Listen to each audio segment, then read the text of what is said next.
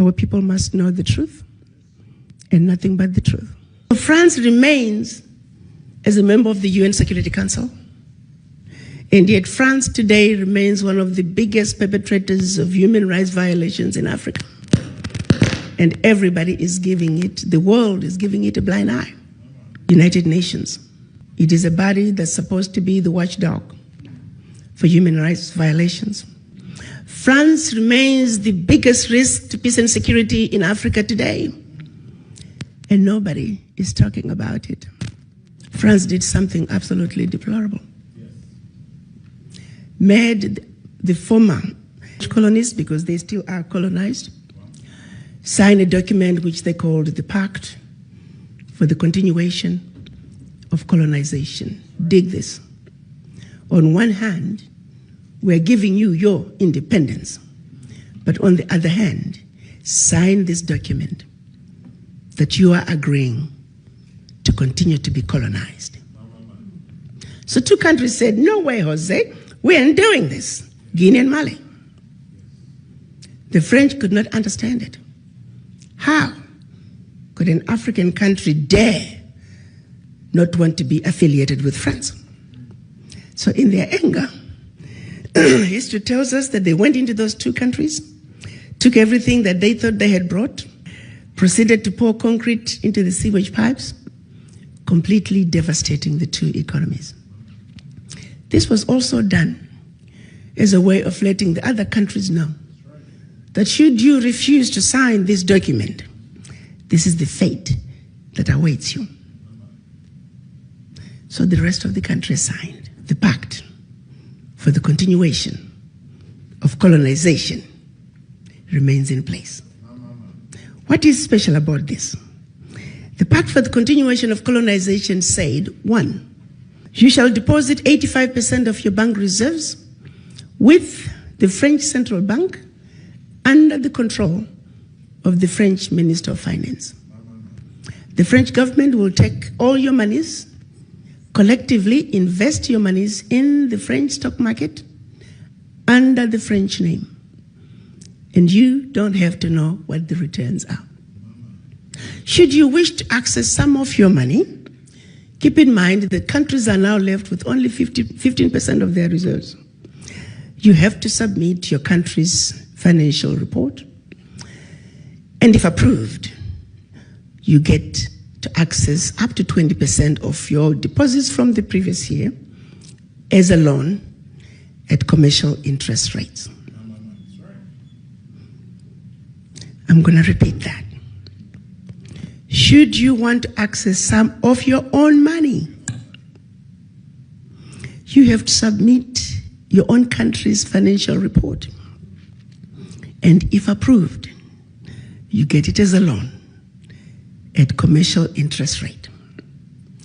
So you go from having a humongous credit with France to now owing France for borrowing your own money, a loan that you'll never be able to finish paying.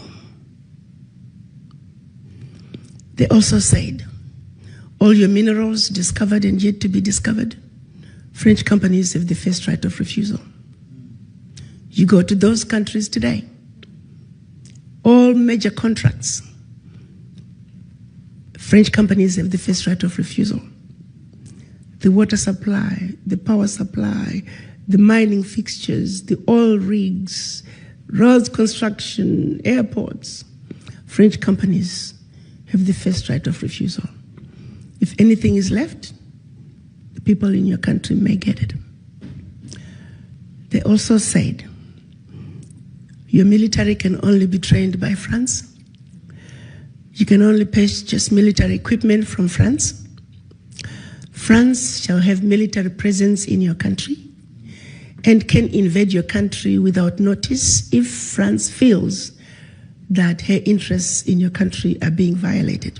In the past many years, we've had 67 coups in Africa out of 26 countries. Of the 26 countries, the coups, 16 coups, 16 countries were former French colonies. To date, 22 African leaders were assassinated during a coup, documented all of them. France was behind it, simply because France felt they were quote-unquote threatening French interests. Countries are still depositing their funds to France. Do's and don'ts as stipulated by the Pact for the Continuation of Colonization. You have given up your financial resources. You have given up control of your natural resources. You have given up your military. What power do you have? Today, because of the Pact for the Continuation of Colonization, France alone, that little bitty country, is taking out of Africa over $500 billion. Over $500 billion.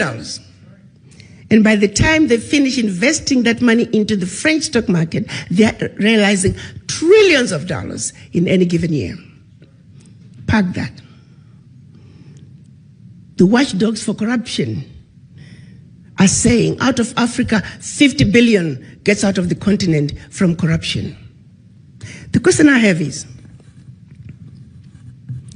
why has it been so difficult for us as Africans to say enough is enough? How long are we going to keep watching this carnage go on and we say nothing? It goes back to the mind. It goes back to that fear. It goes back to that sense of inferiority. And I go back to the diagnosis I made when I went to Washington.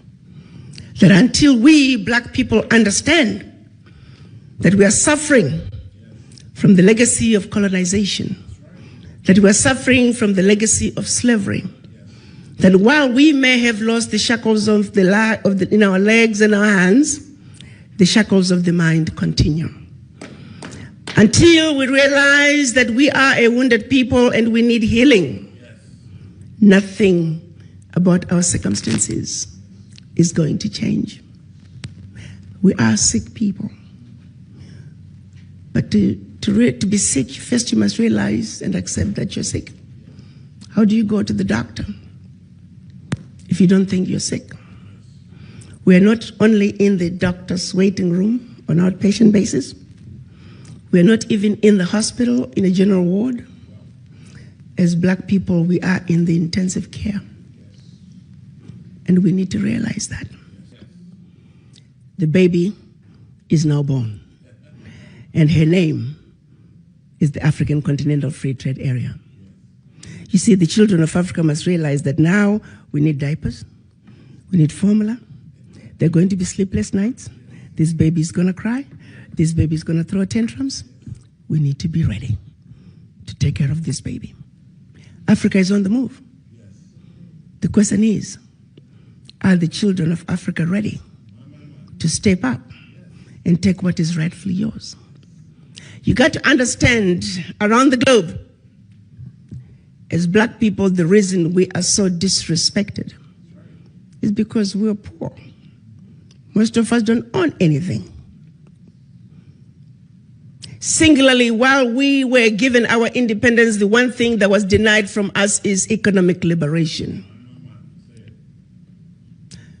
The African heads of states are saying African wealth belongs to the African children. The African Union defines African diaspora as all people of African descent living outside Africa. The colonizers have been building the Africa that they want. The game is up. You see, you don't go to China and find black people driving the Chinese development agenda. You don't go to Europe. You don't go to Mexico, India, and find black people driving those regions' development agenda. The reality is, you must not, cannot, should not, and golly, will not go to Africa and find non-Africans driving the African continental development agenda. Unless, of course, you the children of Africa, the inheritors of Africa's wealth, choose to vacate that place that has your name, the choice is yours. The environment is ready. And so, I'm on a mission to see to it that we, people of African descent, truly understand our Africa. Truly realize that we have been lied to, but that we're smart enough to know better. That we have been sleeping, that it's time to wake up. You see, a united African diaspora is a sleeping giant. It is the sleeping giant that is needed to bring the sustainable change that Africa desires. Bigger corruption in Africa is coming from outside. Try flying low over the DRC. You're going to see tarmacs in the middle of the jungle. You're going to see 747s flying into the DRC, picking up minerals and flying right outside the country. Do you think those multinationals are going to want to see peace in the DRC? Do you think they're going to want to see peace in South Sudan? No. A stable Africa is an Africa that cannot be exploited. So they will see to it that there will never be peace in Africa by any means necessary, unless you come to the table and do something about it. For a continent that doesn't have a single gun manufacturing company, we simply have endless supply of guns. How? How is this okay that Africa continues to be exploited? And how is it okay that the world has watched as France is taking cold, hard cash out of Africa? How is this okay? I want to know. United Nations, answer that. Secretary General Guterres, answer that. When you all meet every year in New York, what are you talking about? That is our reality. No more shall we continue to be ignorant.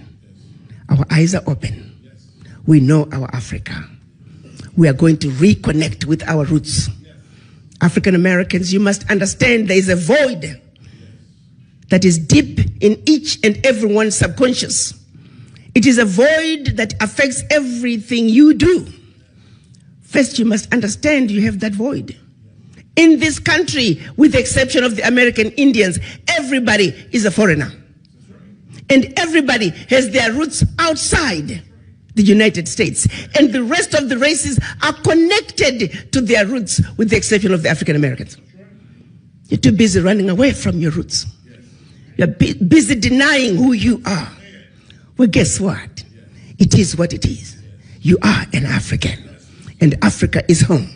And the sooner you wake up and realize and accept that Africa is home, the sooner you're going to fill that void. For as long as that voice is in you, you're always going to be like a ship without an anchor. The wind blows this way, here you go. The wind blows the other way, here we go. Find your base. Go home. Africa is where you belong. And Africa is where your roots are. Thank you. We stand alongside you and we support your mission and your fight. Please accept this as a small token of our appreciation. Thank you. But as I began to make a diagnosis, I analyzed the situation, and my final assessment was that the ignorance that the world has about Africa is the disease that I must fight. So I set out to have a plan, and I began implementation. Because it is only when that disease is treated, it is only then and only then can we embark on a true healing path for Africa and her children. The African Continental Free Trade Area is creating an economy that's $3 trillion with a workforce intra-Africa of 1.27 billion.